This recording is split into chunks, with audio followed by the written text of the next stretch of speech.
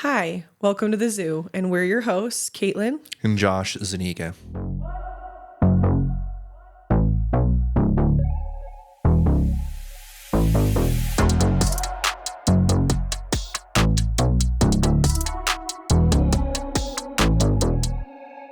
All right, let's get into it. So today we're going to talk about LDS missions. I'm super excited for this topic because I feel like there's so many avenues we can go down and just stories that were submitted and thoughts that we have about our own personal missions and everything. So maybe Josh, you can start out kind of giving a background of what an LDS mission is and what it entails.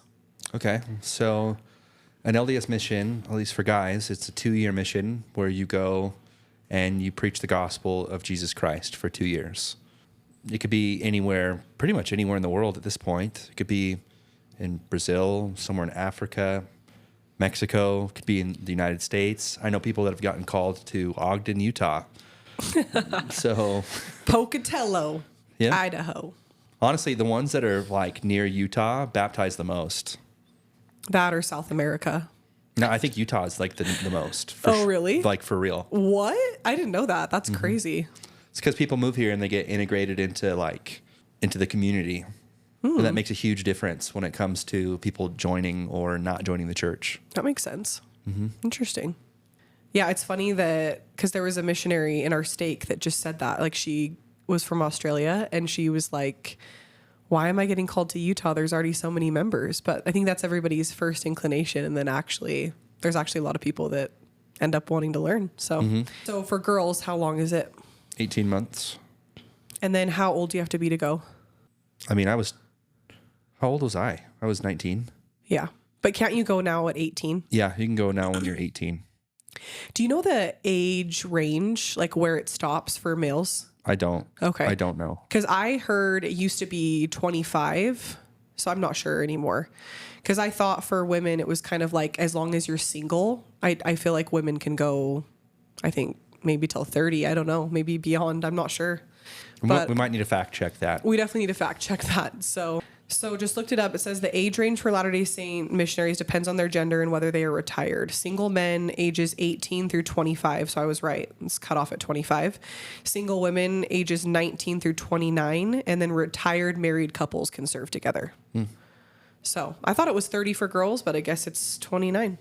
So interesting. Missionaries always work with the companion of the same gender during their mission, with the exception of couples who work with. And you're always supposed to be within eyesight of each other. Like that's like one of the number one rules. Not an unwritten rule. It is a rule. Like number one rule, always stay within eyesight of your companion. Yeah. And I actually think that to a lot of people is weird. Like I've heard people say that they think it's so weird that like missionaries have to stay together like that. I mean, in today's world, it makes a lot of sense, especially with how big the church is. And Yeah. people could sue for, so many different things. Yeah, that's true. You could do really anything if you were on your own, right? So And it's a bunch of 19 to 20-year-olds. exactly. Okay, so that kind of gives a background. And then how do you receive your call? In the mail. But why? Like, and how? If someone was wondering, how do you receive where you're going? Okay. So basically you go through an interview process. You talk to your bishop, say you want to serve a mission. You talk to your stake president. And then you get your mission papers sent out. You have to do like a physical thing, things like that. And then a couple of weeks go by and you get a thing in the mail. And a member of the quorum of the 12 apostles assigns you to your mission. And it's a really special process. I actually saw on YouTube how they do it. Elder Bednar did it on YouTube. And how does it go? It looks like a computer screen, and he prays, just assigns people. It looks like I don't know how to describe it, but he just clicks and then assigns like a drag and drop type thing, or So at least that's what it looked like to me. Do you think that the apostle says a prayer quietly to himself and then the thought of the country or the state comes to his mind and he chooses? I think there's a list that's in front of him. And Where does the list come from, though? It's on the computer screen. I would assume that it's on the computer screen. Oh, like you're saying the list of all the possibilities? Yeah. Oh, okay. And then I think that he just gets a feeling of where to put it. Got it. But where to put the name. So I've had questions from people before, like depending on where your siblings have served, does that make a difference? I think it can. So do you think that they weigh in a lot of different factors? They weigh in health factors for sure. Oh, And they also yeah. weigh in visa factors. Like there's some, it's why in some missions, like when you served in Cambodia, a lot of them were Cambodian. Yeah. Because sometimes they haven't, like, I mean, I believe it still 100% like a revelatory process, but that's a part of it. So it's just so interesting because I thought for sure I would go Spanish speaking because my sisters went to Chile and Spain and they both spoke Spanish. And so I was thinking, oh, for sure, I bet I'll go somewhere similar to what they did. And I end up going Cambodian speaking, you know? So I think it's just interesting how, like you said, there's so many factors. I don't think it's always where your siblings have served. I think there can be other reasons. Like you said, it's revelation, a feeling maybe that they get, but also depending on, like you said, visas and those sorts of things. So maybe we both can share why we both decided to serve missions. Maybe just, you know, a little bit of background in that way. Well, for guys, it's a little bit different. There is a cultural expectation. It's almost looked at kind of as a rite of passage. It's not called that, and it's not like that's not what's actually said about it. But if you were to think about going from like a boy to a man, there's a lot of cultures in the world that have like an experience that you have to go through. It's called the rite of passage. I would say that culturally within the LDS faith, a mission would be one of those for men. It's not that you can't be a man if you don't go on a mission. It's not what I'm saying. Or be a member. Or be a member, Yeah. or that you're bad. But Or, yeah, there is damaged an or something. expectation. There is like a unspoken and spoken expectation that all righteous priesthood holders are called to serve. Why do you think that is? Like, where does that revelation come from? The prophet. Do you know? Okay. Yeah. I know, but like that was a long time ago established. It's Gordon- not like the living prophet today said that. It was, you know. Maybe he did. I don't know. I don't listen to the general conferences Well, as probably closely as I should. Yeah. No, I just meant like the expectation for males started a long time ago. That's As all I far meant. as I know, the bar hasn't been lowered. Like, I think that they would have said something or it would have been talked about, but it's a cultural expectation. And I think it's a good thing. I know that some people don't like missions, or people who have gone on missions who left the church think it was bad. But or I think traumatic. or traumatic. I think that they're babies, honestly. Like, look, okay, there's Yikes. going to be one-off experiences where something absolutely horrible happens. I was gonna say, But yeah. That's life. That's life. And it's not characteristic of every single person's experience. You know, like there's always experiences that are on the fringe, right? But that doesn't characterize the majority of it. The majority of the time, you're serving other people. And in fact, you're trying your best to not think about yourself. Well, no matter what, I think you get a cultural experience, even if you go stateside, because you definitely did in Florida. Whoa, yes, I did. Yeah, and we'll get into that. But so really what you're saying is your decision to serve a mission was more of obligation. Anything else? It began with that. But also I wanted to. It's not that I had like an overflowing desire to share the gospel of Jesus Christ with everybody that I would run into on my mission. Yeah. I didn't really think of it that way. I just felt like it was a natural progression. And by that time, I think that I had a really healthy relationship with obligation. This is something I've talked about in the podcast. It's a part of being a guy. It's a part of being a guy. And I don't know if it's controversial to say. I don't care. It's the truth. Men need obligation in their life. What about women? I mean, I'm sure women do too. I mean, obviously there's obligation when it comes to raising a child. You don't always want to do what you need to do. Like, it's not always easy to take care of a kid. You think I want to get pregnant again? It's like but as an adult, it is important. Yeah. It is important to do things that you don't want to do. Do hard things. Yeah. Yeah. Or to be put in a position where you have to do it. You Yeah. know? And so for me, I can think of so many countless lessons that I've learned on my mission that were priceless that I don't think I would have been able to learn in any other way. It's like the lessons you learn on your mission are ultra compacted and ultra condensed. And I felt like so many people would say that to me though. Like, good luck finding, another place to learn what you're going to learn, like you just said. And I always was like, dude, that is so tale as old as time, so cliche. Why does everybody say that? But I feel like it is kind of true, though. Like, you're never going to have that type of experience again. Doesn't mean that, like, you can't become the person you need to become or become a good person without it. You totally can. I just think it's an opportunity, right?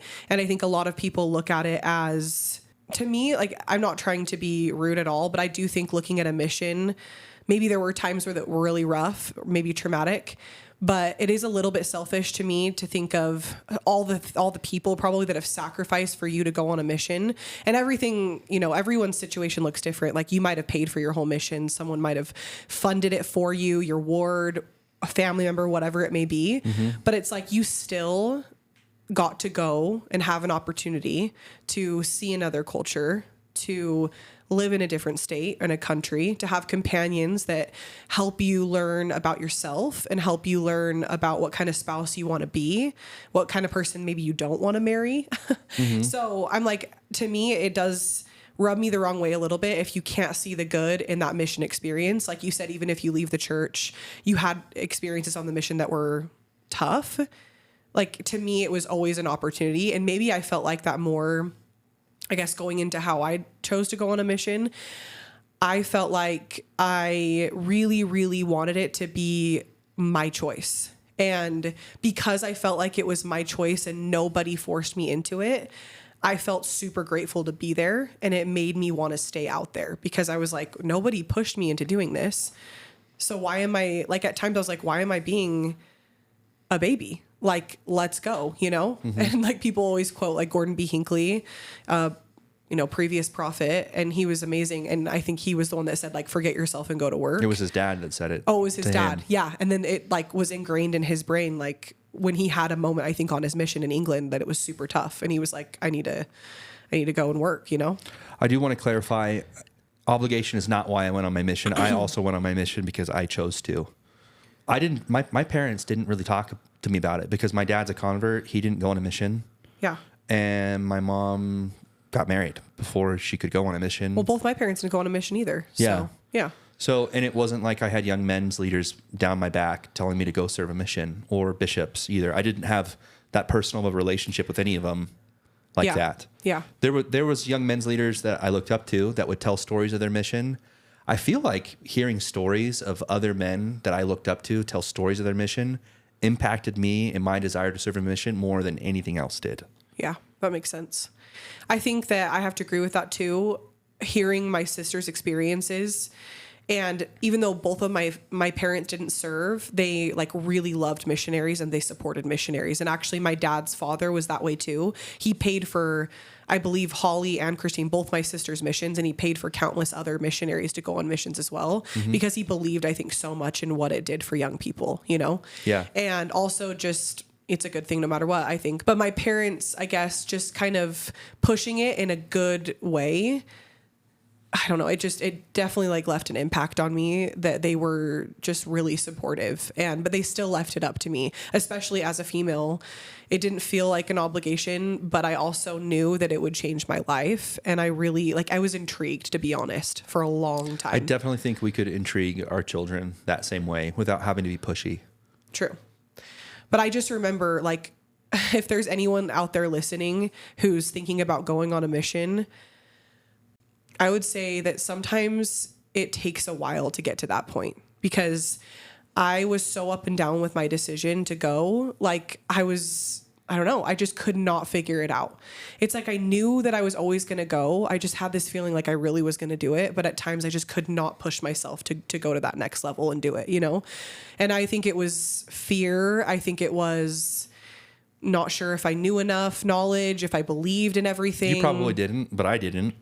Either. Yeah. There's so many reasons. Like you said, even if you feel that obligation as a male, I'm sure you were fearful. I'm sure you were apprehensive about certain things, right? And so all I'm saying is, though, I just think sometimes females get it in their head, especially in the culture in Utah, that the only next step is to find a spouse, especially the BYU I do vibes. It's mm-hmm.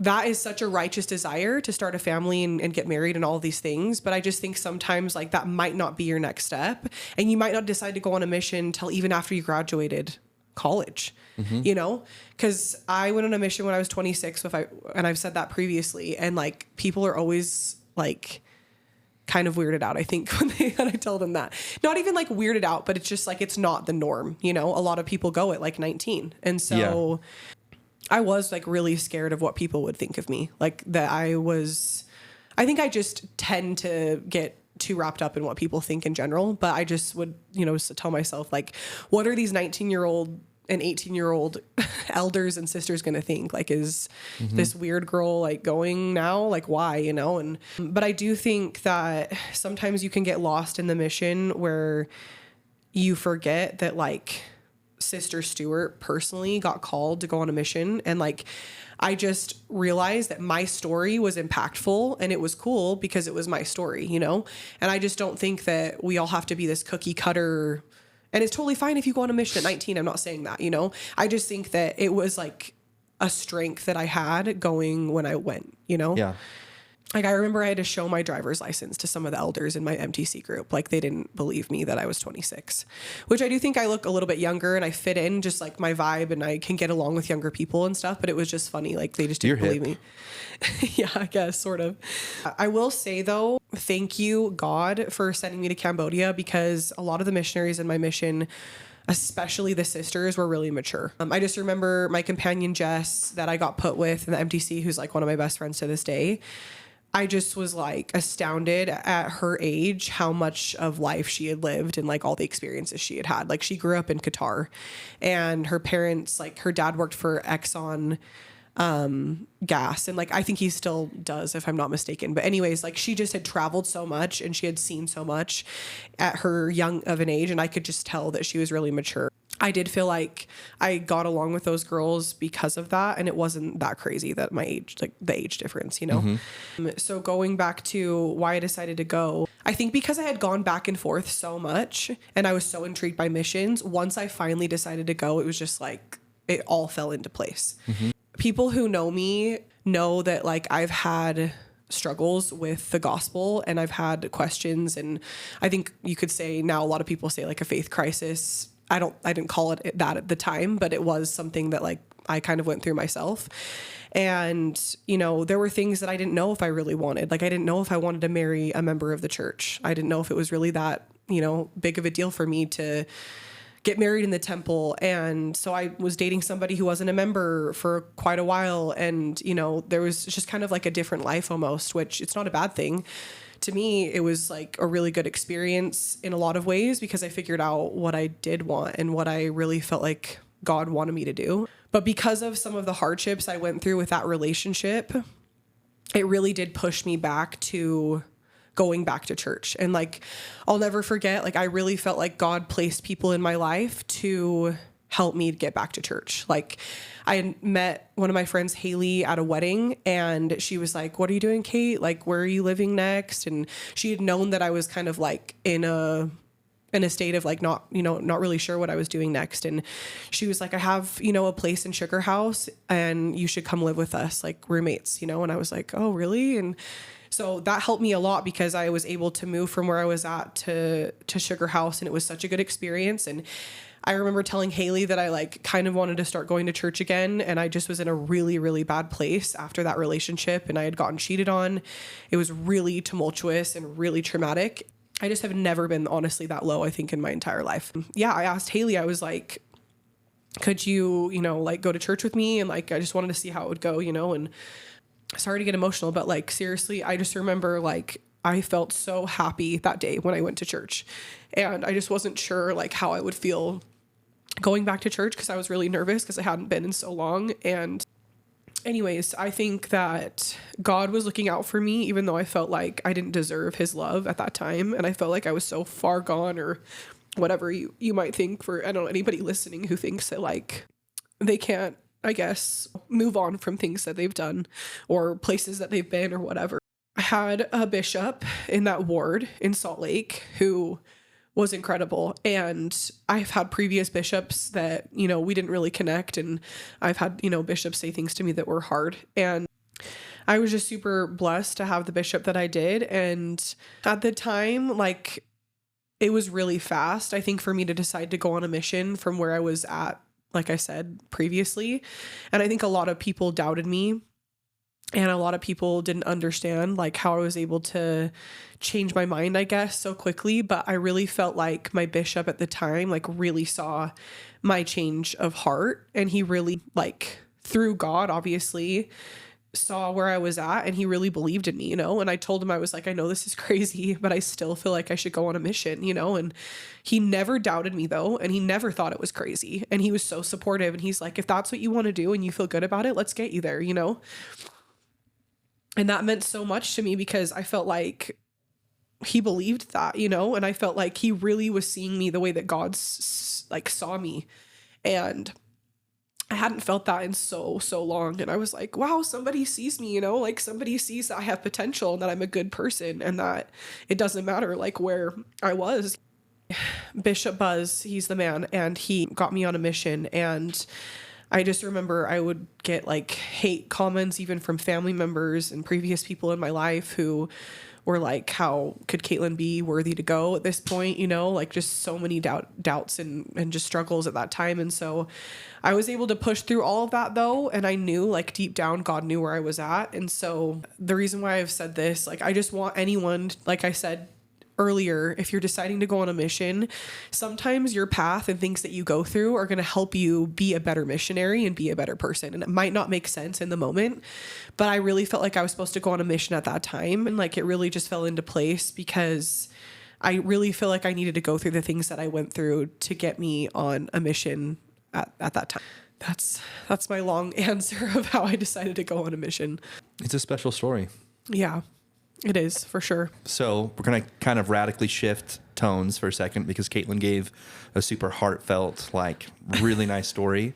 A huge portion of this podcast is going to be about us telling stories about our missions, some stories from submissions. A lot of them are really funny. Some of them aren't. Some of them are freaky. Some of them are kind of freaky. With the nature of what it was that we were doing, I 100% believe that we were like in a spiritual war, and that not only did we get a lot of help from heaven, but there was also a lot of attention from the other side. This is something I'm not 100% sure. I don't remember if I've ever told you this, but okay, I served in Orlando, Florida. Now, before my mission, which was what I was talking about, as I was getting ready to serve my mission, there was like this 3-month period of time beforehand where I all of a sudden, never really before, was just like hit with this massive amount of anxiety. This was 3 months before you left? Yeah. And It wasn't attached to me not wanting to go on my mission, but I literally felt like I was oppressed. Like I felt just like a heaviness. Super heavy. Yeah. And all of a sudden, every couple of days, I would get this feeling when I fell asleep where I felt like there was like a presence that was holding me down, and I could see it, but I couldn't move and I couldn't breathe. Were you watching horror movies at that time? No, I wasn't. I'm just kidding. I wasn't. I was having issues with sleep paralysis. So that's like what doctors, and that's like what the medical definition of it. Have you ever had that before? No, not before then. That was the first time I ever had it. But I remember I was taking a nap on the couch. Boom, it happened. And I remember specifically feeling like I could kind of see my body and see other people in the room and what they were doing. Like my mom and my dad were sitting exactly where you'd think they'd be sitting, watching TV. And I like could see this dark entity up in the like right corner, upper right-hand corner of my vision. And it was just looking down at me. And I couldn't do anything. And it freaked the crap out of me. Dude, that is way scary. Yep. It didn't Did really that happen have a any. lot? Yeah. It happened like 7 or 8 times. Wow. And then as soon as I got set apart as a missionary, it stopped. Wow. Yep. Crazy. So the 2 most memorable were one on the couch, and then as we were driving to Utah to drop me off to the MTC, because my parents, like, we did a road trip. I remember falling asleep in the back seat of the car, and it happened to me while I was there too. In the car? In the car. Freaky. Mm-hmm. What did your parents think when you told them that? I don't know. They didn't really think like a whole ton about it. There wasn't a whole lot of depth. They were just like, "You'll be fine, son." I don't know. I don't know if I really. explained it to them in a way where I felt like I was being like spiritually attacked. But I was 1000%, like without a doubt, I know I was spiritually like attacked before my mission. Crazy. So, but my mission was pretty great. Other than that, I only had one other kind of freaky story that I could maybe share. I remember you saying when you got called to Florida, you called it, right? Like you thought you were going to go to Florida. Yeah, I knew I was going to go to Florida. And why was that again? So I remembered hearing stories because my uncle Mark, he was our Sunday school teacher when I was like in my teenage years, and he would tell us stories of his mission in the South. And I felt like I knew that my mom would pray that I was nearby. I just knew that she would, but I would want to be as far away as I possibly could. So from your family? Yeah, from my family. In general? Not because I want to get away from my family, but because I would want to go somewhere kind of cool. Yeah. You know? But I remember having this feeling like, man, I want to go somewhere cool because it would be cool to say I went somewhere cool. You know, like I had like this wrestle with pride. I think a lot of people feel that way. Yeah. Yeah. I was wrestling with pride, but then I had this impression like, no, you're going to stay in the U.S. And then I had this feeling like you're going to stay stateside, but you're going to be as far away physically from your family as you possibly can be. And the only place that made sense was Florida, because it's like one corner all the way to the next. Yeah. And the Washington to Florida. Yeah. The more I thought about it, the more it felt right. And I remember when I opened my mission call, like feeling the Spirit testify to me that it was where I was supposed to go. And I felt really special when I first saw the picture of my mission president and his wife. I just felt like he's supposed to be my mission president. That's really cool. Mm-hmm. I love that. Yeah, but people asked, like, there's a recording of it somewhere. I don't know where it's at. I haven't seen it, but I'm getting ready to open it, and they asked me to guess, and I guessed Florida, and it was Florida. That's crazy. Mm-hmm. That's super cool. So maybe you could share a funny story from your mission. There's a lot. I would say that most of my entertaining stories came from when I was in the city of Melbourne, Florida. How many areas did you have? Didn't you have 4? I started in Orlando, was there, my first area, I was there for 9 months, which is significantly longer than normal. Yeah. Then I was in Daytona Beach for 6. Then I went to Melbourne for 4-ish. Then I went to Lake Reems, which is the Disney World Ward. And then I finished in Windermere, which is like the really rich area. Yeah. Which, how many was that? I think that was 5, right? Yeah, so I served in 5 areas. Okay. So what was the funny story? Oh, so when I was in Melbourne, I got to train. This is going to be my second time. Train? Oh, no, my second time training. Okay. When I went to go pick up my companion. And this is a fresh missionary, right? Yeah, okay. Like fresh off the plane. Yeah. Yep. I was assigned my companion. His name was Elder Spry. And my first impression of him was that he kind of looked like Carl from Jimmy Neutron. Nice. The guy that's like red hair, a little bit bigger, glasses, is obsessed with Jimmy's mom, likes llamas, kind of looked like that guy. And so my first impression was, okay, this guy's kind of a nerd. But then like we were talking, I was like, oh, this guy's pretty smart. We keep on talking, and I realized that there's something a little bit off. Not that it's like a bad thing, but I noticed that there's something a little bit different. He has a high-pitched, like nasally voice. I'm trying to figure out, like, what is it? What is a little bit different about this guy? And then when I got home, my mission president called me and told me that he has Asperger's. Like, this was like the first time where I felt like I kind of really had to run the show. I'd been in leadership positions before. I was the district leader at the time, which, I mean, it is what it's cool. It's not like a super big deal. I was the district leader, then I was training Elder Spry. The thing that was interesting about it is that it kind of felt like babysitting, but at the same time, he was significantly smarter than I was. That's just kind of how it was. Like, you could ask him any gospel doctrine question, no matter how deep it was, and he would like rip off a textbook answer, and it was super interesting. He was ChatGPT. He was like ChatGPT. So I remember the very, like, within the first like 30 minutes of us being home, he gets a bike, or he has his bike, and he's like, Elder Zuniga, I don't know if I remember how to ride my bike. And I'm thinking to myself, this is going to be interesting because we are in a biking area. Dude, my best friend Raven, I told you, right, that she never learned how to ride a bike. Oh, that's fun. And our whole mission was a biking mission. So she knew, like, from the get-go that she was going to struggle. Did she figure it out? Yeah, she figured it out, but I think she was super nervous because, she didn't know how to ride a bike. So Elder Spry figured it out, but I made the mistake of asking him what time it was because I didn't really like wearing a watch. I just don't really like wearing jewelry. I made the mistake of asking him what time it was, so he like takes his hand off the handlebars and looks at his watch, and he crashes hard. Oh, like gosh. Like really, really hard. Was that on the pavement? Yeah, within like the first 30 minutes of us like in our area together. Oh, gosh. And so he like told me to never ask him what time it was again while he was riding his bike. And I would forget sometimes, and then he would forget that he told me not to ask him, and so he would crash his bike sometime. Yeah. There was another instance in which we were biking and somebody like waved to us while we were driving, like riding our bikes through a neighborhood, and that like they waved and said hi to us, and that's like abnormal. As a missionary, most of the time people don't proactively approach you, you approach them.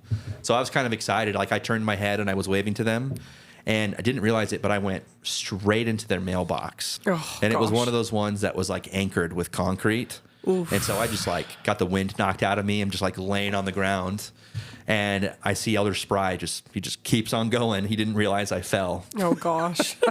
And so he went for probably like 200 yards, just kept on biking. And then he realized I fell. I got up and started riding to him. But I served in Cambodia, and all the videos that you see online, and if you haven't seen them or been to Southeast Asia, look them up, of just the traffic and how many motorcycles there are, how many cars, like every type of vehicle you'd ever can imagine, especially in the city, and it's like compact, you know? And so a lot of the time when I was serving in the city, it was pretty shocking because in Cambodia, there's like no rules really, and they're carrying, you know, literally everything imaginable on a motorcycle, like a mirror, or there's like ducks or like geese that are hanging from all of the handlebars, you know, and just like 5 or 6 kids with no helmets, you know, and they're all just packed on one motorcycle, like everything you could ever imagine.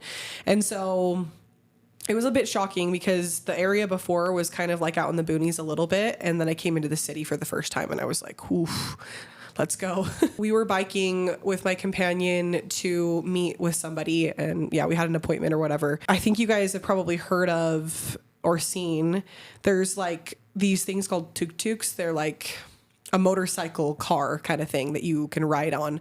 And I think they're powered a lot of the time by water, which is kind of crazy. But anyways, and so there's this guy with a tuk-tuk and a motorcycle, and he has a huge long rope, like carrying something. I can't remember what it was, but it was like tied to the object that he was pulling or whatever. And so I didn't see, I think it was my blind spot or something, but I basically got clotheslined by the rope. And like what you were saying, like you just kind of, you weren't looking and you just totally get swept under.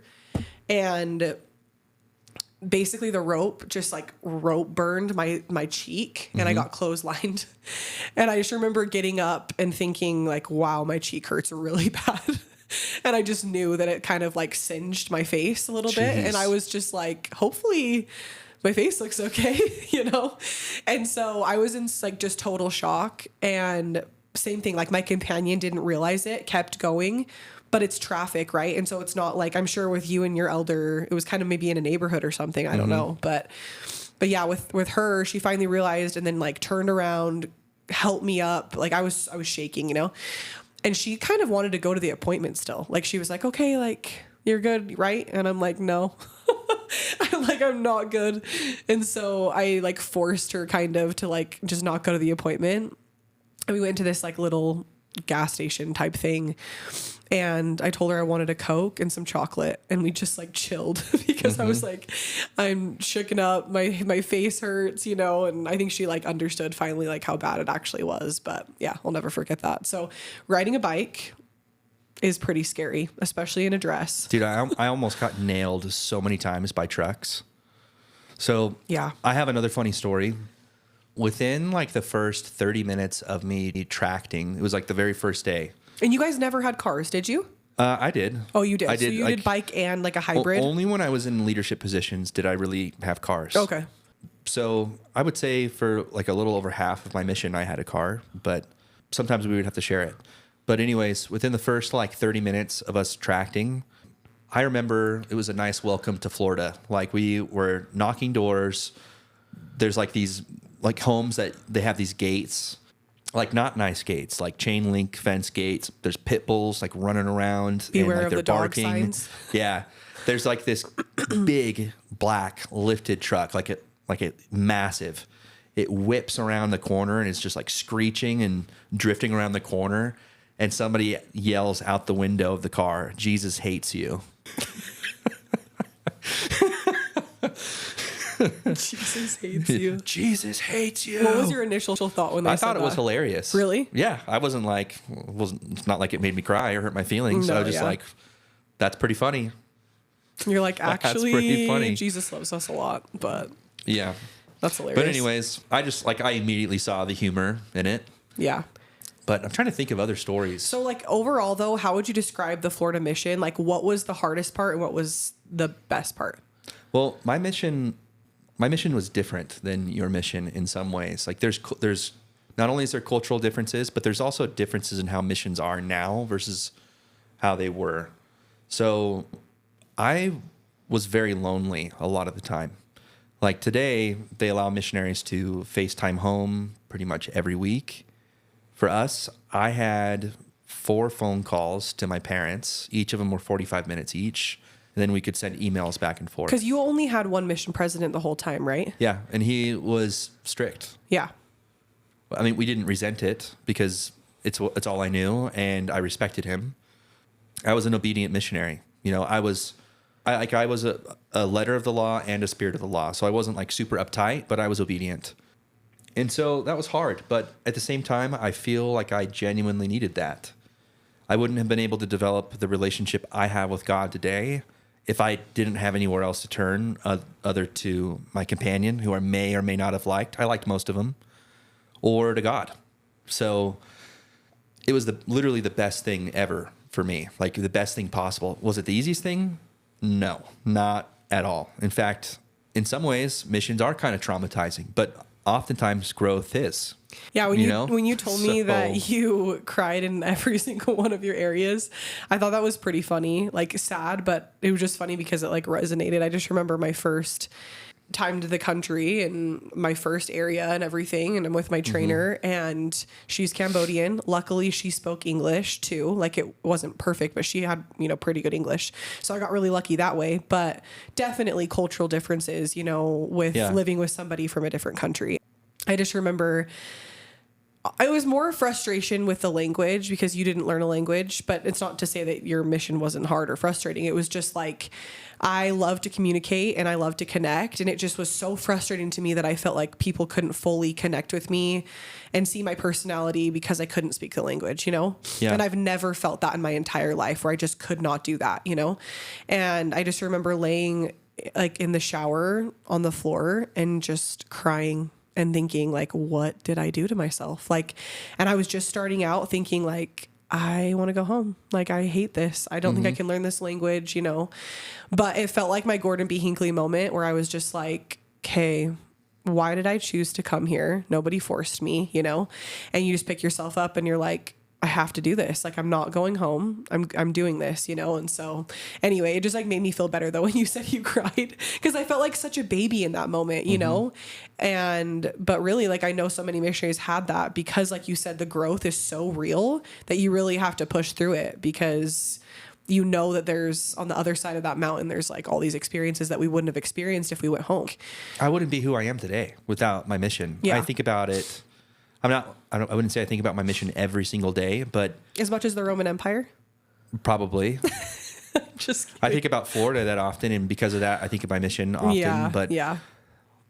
it was a catalyst for my life. Yeah. And I really feel like my mission transformed me in a way where it opened my eyes so I could see the world as it really was, or as it really is. Yeah. It's like I feel like my eyes were spiritually closed before, or like they were kind of open, but not with any real intent. now they're opened, and they have been ever since. I will say that something that really impacted me was even before I left, I had a testimony of just like, I wanted to give back almost to my Savior and his sacrifice for me personally. And I think you can still do that without going on a mission, but it meant so much to me that I was able to serve him fully for that year and a half and give back in that small way. And like, we've even both talked about this, like, because of our missions, we really felt like when we got home, we were blessed. And like a lot of the blessings that we have today, I think that it was like fruits of our labor or whatever you want to call it. Like, I just really felt like God like accepted the work that I did and was super proud of me. Like, I'm not saying that I couldn't be who I am and receive certain blessings still, but I really felt like he blessed me not only to like marry you and build the life we've built though through the sacrifices that I made, but really looking back, because it was so short, even the moment it feels so long, it really wasn't that big of a sacrifice. I feel like for me, one of the biggest things that I took away from my mission is learning how to listen to the Spirit and listen to promptings. Yeah, it was like immediately after my mission, I would say within 3 months, I had like this spiritual prompting that led me to be on the path that I'm at right now with sales, pest control. Yeah. Like I got a blessing from my uncle, my great uncle, that I'd find a way to provide for myself because I was really worried about it. Because like nobody wants to go to their parents and ask them for date money. Like it's weird, you know, or like just wanted to be independent. Lots and lots and lots of blessings have come from the mission. And I've always said that because I was a good missionary, I found a hotter wife. So. Oh my gosh. Yep. There you go. I have a crazy story. So I feel like I shared a funny one. Let me share kind of a crazy one. This one's not so much scary, but it was with that same elder, with Elder Spry, which is funny. That was like one of the hardest parts of my mission, but it was also, as funny as it is, one of the most successful parts of my mission where we were baptizing people like crazy. I think we baptized like 7 or 8 people there. And before that, there hadn't really been baptisms there for like a year and a half or 2 years. Oh, wow. That's crazy. There were like a lot of my areas were kind of like that, where there were really, really long dry spells. But anyways, you picked it up? I mean, it wasn't me, right? It was God. It was. Yep. I was with Elder Spry. We were biking, and we weren't even super far away from our house, but we were biking somewhere, just looking for somewhere to tract because we didn't have anything really going on at the time, just trying to keep busy. And we biked past this street, and we kept on going. And I had this impression that we needed to turn around. And so we backtracked like 2 streets, and we started knocking these houses. We knocked into this house where these people, they let us in. It was like a young couple. Like they were like in their early 20s. Boyfriend, girlfriend. They weren't married. They were living together. She like started crying when we knocked on her door, and we're talking to her because she told me that she told us that she'd been praying like to God for like a sign because her mom had literally just gotten murdered like that last week. Wow. Have I ever told you this story? I don't remember. I don't think so. Yeah. So we ended up teaching them for like 4 months. Both of them? Yeah, both of them. He didn't really like us though, because once we got to the law of chastity, he did not like the idea of having to get married or not have sex. So eventually it didn't really pan out. But there's a chance though you could have planted seeds, right? In that, yeah, like, totally. Yeah, like, so like I can honestly say that they both had positive experiences with us. Yeah. You know? Yeah. The law of chastity was like the hiccup, you know, but they were cool though. Like they were hicks too. The boyfriend had caught like these baby piglet boars, like wild pigs. Yeah. And he put them in their backyard and like it's like their pet pig. Nice. Yep. It's pretty funny. He convinced me to go back there to try to catch it, and I couldn't catch it. You would. That's hilarious. Dude, I was kind of afraid of it, honestly. Like it tried to bite me. Oh, I bet. Dude, boars are freaky. It was still a piglet. Oh, it was still little though. Yeah. Okay.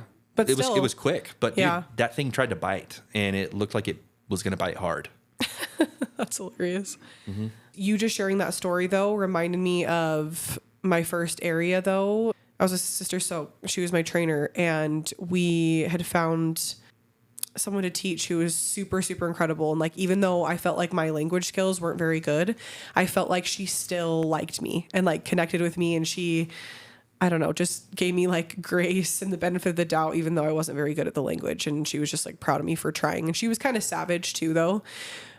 It's just funny because the Cambodian people are like super sweet and funny, but then they have like a really savage side. Like I've told you before, they'll just call you fat and they'll be like, yeah, you're fat. And I'm like, sweet. And like at first, like it kind of hurt my feelings, you know, but to them, it's just like a lot of them are just smaller people. And I think like they just think maybe we eat a lot and we're just bigger. I don't know, in general. But yeah, so I just remember she would be super savage with me and like she would joke around and sometimes I wouldn't get the jokes, but it was just still like really funny. And we built this like really good friendship. And I was super sad to get transferred. I think I was teaching her for 2 transfers and then I got transferred. And I was super sad because she didn't get baptized with me. But like you were saying with that couple that you taught, I felt like I planted seeds with her and I really felt like she knew that I loved her so much. Mm-hmm. And I just had this feeling like she would probably get baptized. I don't know when, but maybe someday, you know? And so it was just so cool. I remember getting the call that like she was still being taught and like she went through so many sisters, you know? And yeah, I get the call that I'd still kept in touch with her a little bit and I get the call that she like was really going to get baptized. And it was the coolest, probably not the, like maybe even the coolest thing that's ever happened to me, honestly. It was like all this build up, you know, and it was like, because I felt like with my mission, I probably wasn't going to have as many baptisms as maybe you would think. Like, I don't know. There's just some missions, like you said, that could be like hundreds of baptisms. And I think I had maybe 11 or 12. I don't know. That's pretty good. Yeah. Like it was good. But I mean, like you said, it doesn't really matter. Like there's so much that you learn on your mission, but I think sometimes you get in your head, like, who do I need to talk to? Like, who am I finding? How am I making a difference? You know? And sometimes it's just like, you learn so much even just from companions, you know, and there's so much that you can't even like explain. So I remember I got permission from my mission president to go to the baptism. And I went back to my area that I was there for 2 transfers. That's really cool. And I was able to see her get baptized and like literally all the sisters that had taught her were able to go. And it was just, yeah, it was the coolest part of my whole mission. So, and like I was saying, even if people don't get baptized, like I think that they remember, you know, how much you cared and they felt the spirit. And you never know like what that will do for people. And I just think that it's really hard to forget that feeling of God's love. And that really impacted me, you know, throughout my mission. So that was just cool. It reminded me of that story. Just to sum up my mission, I feel like it was so crazy, like such a culture shock. Like even though I had been to Thailand, to actually like learn the language and like really get to know the country that way, because I felt almost like a part of it because I could understand. And when I went to Thailand, I couldn't. It felt like way more impactful. And most of the areas that I served in, like I said, weren't in the city, but I was also like, it was weird. In my mission, we had like sister APs almost. And so I was like the SSTL, and they ended up like changing that later. But when I was in the office with the elders, like the APs and stuff, it was super, super cool to like actually get to work with my mission president. And me and Raven were companions at the time too. And like, it just felt super empowering to kind of have that like female side of it. Cause I know a lot of missions like I don't think ever have that or never have that. And so, like you said, I was really impacted I had 2 mission presidents on my mission. One was from Sandy, Utah, and one was from Gilbert, Arizona. And they both were incredible. And to this day, like you even got to meet, I think we got to meet both of them. Yeah, they were both awesome. Yeah, we met them in Seattle, President and Sister Lewis, and then President and Sister Christensen.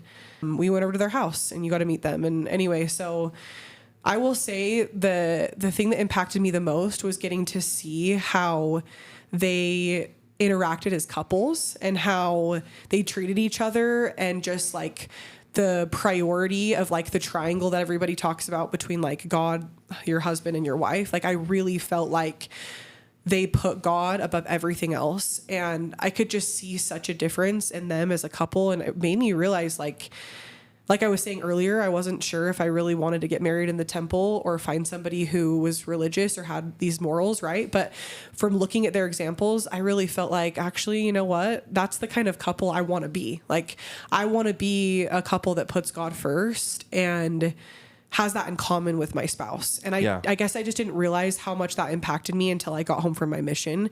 And I was really able to like sit back and think like, what kind of marriage do I want? You know? And I was super grateful to see their examples. If you've ever gone to Asia, I feel like the Southeast Asian people, especially for me, they were just like I said, so hilarious and so kind.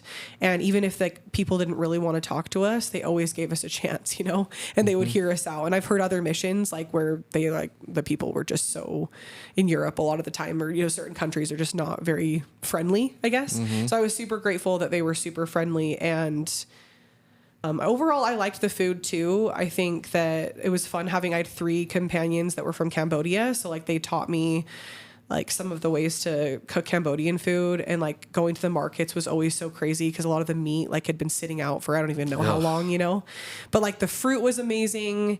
And then I did like eat a couple crazy things. Like I ate a fried tarantula. I ate the whole thing. I ate dog. That's gross.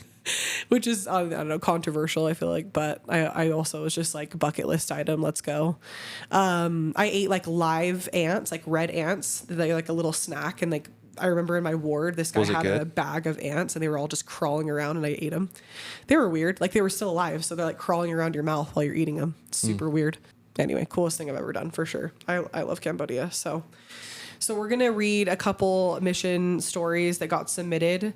Me and Josh were just talking though. Like, I feel like we could talk about missions forever. We should maybe do a part 2, but we'll start here. So this is a submission. When I was in Bolivia, we were eating lunch at a member's house. The member was our pensionista and fed us lunch every day. We usually ate with her entire family.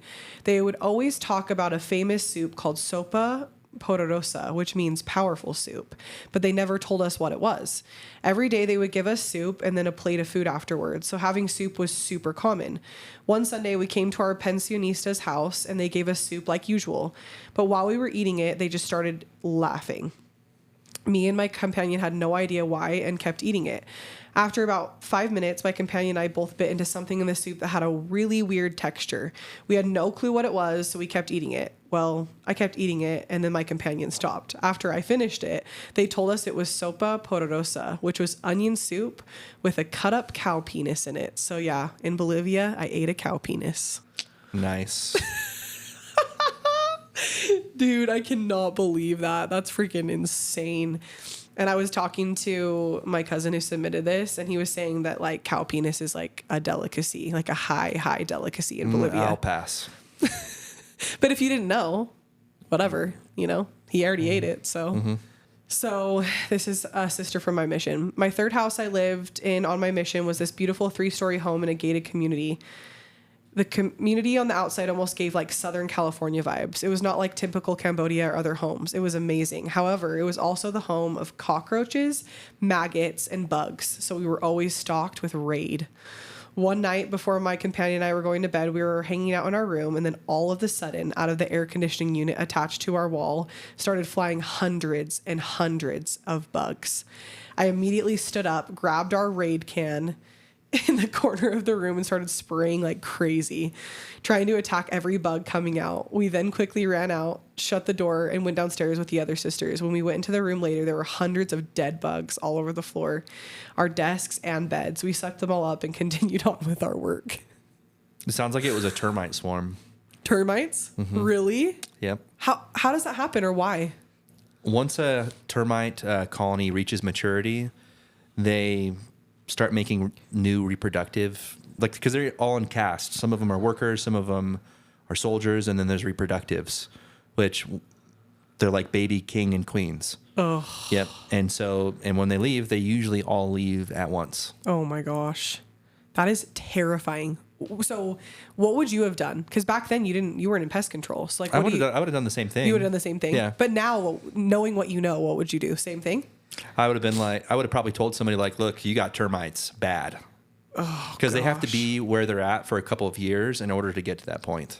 Dude. So if you're in a house and you have a termite swarm, like all of a sudden, a lot of them are just flying around in your house is effed. Like, you got a couple chunks of wood missing, probably a lot of chunks of wood missing in your house. Oh my gosh. That is terrifying. That's like out of a horror movie, honestly, for me. That's so gross. As a brand new missionary in Mexico City, my trainer and I were teaching a teenage girl at a park near our apartment. It was a cool November evening, and even though it was only about 5 p.m., it was already getting dark. We sat at this little table with a park light overhead, talking about temples and that families can be together forever. I was trying my best to follow the conversation with my very limited Spanish-speaking skills. Suddenly, out of the shadows, appeared a man with a black hood over his head and a black backpack. This was pretty normal, and I assumed he was going to try to sell us something.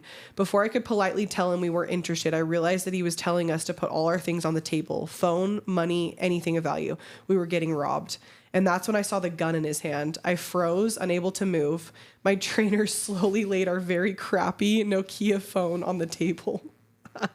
The man looked confused as to why we were so well dressed, but had something so outdated and cheap. Well, we're missionaries, she said shakily. The man's face turned surprised, almost scared. Oh, I'm so sorry. Forgive me, he said as he turned and practically ran back into the shadows from whence he came. I may or may not have broken down in tears because I really thought I was about to die 3 weeks into my mission, but I also couldn't believe that we were protected and left alone simply because we were missionaries. Such a crazy experience that I will never forget. Dude. People are superstitious. Like, they don't want to mess with... That's why, like, I served in the hood, like the hood, where if I left my bike unchained, like within 5 minutes, it's gone. And for the most part, they leave missionaries alone. Like, they don't mess with us. Like, if you were any other, like, I'm not trying to sound racist, but if you were any other white person there, like, they probably would have messed with you. Well, yeah, like if they wouldn't have said we're missionaries, they probably still would have taken their crappy Nokia phone and whatever, you know? Yeah, 100%. Like, yeah. So, but maybe some people still would, though, if they didn't know, like, what missionaries are. They would, but because they know what missionaries are, oftentimes you get left alone. Yeah, I guess that's true. Okay, here's another story. So the bishop of the ward I was in serving during my first transfer in the mission field died unexpectedly. My trainer had served in the area a long time, so knew him and the members all really well. As part of the preparations for the funeral, we were asked to come to the church to help out, which of course we did. What I didn't expect, however, was that the bishop's dead body was just sitting there on the ground in the overflow room.